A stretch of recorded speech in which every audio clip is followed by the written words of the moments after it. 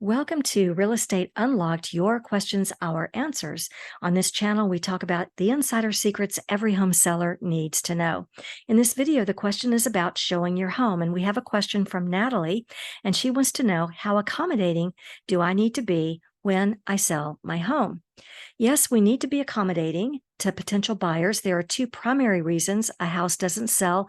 The first is because of the location. Maybe the house backs up to railroad tracks, or maybe it's too close to the freeway. But one of the main reasons a house doesn't sell is because nobody can get in.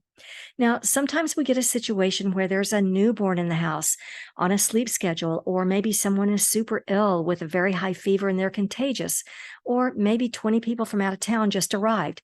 Life happens. But for the most part, your house won't be your own for the next couple of weeks. I realize you may be packing, there may be homework schedules, or maybe you have dogs and it's a pain to get them out of the house. But just for those first couple of weeks, try to be as friendly and accommodating as you can, because this is probably the number one reason why a house doesn't sell quickly, because nobody can get in. Being flexible for potential buyers can make a huge difference when it comes to selling your home for more Remy, because if it's priced right, it will sell within the first 2 weeks. So we want to be sure everybody can get in. So that's your tip for today. Thank you for joining Real Estate Unlocked, your questions, our answers.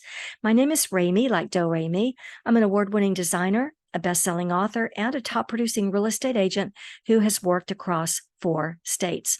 If you have a question for the team about mortgages, interest rates, the escrow process, what repairs to do before selling your home and what not to do, staging, tips for selling your home quickly, or how to put more do-re-mi in your pocket when you sell your home, well, my team is standing by. Simply leave your question in the comments section or contact us through the email address below. We'll typically get you an answer within 24 hours or better. And we look forward to chatting with you soon.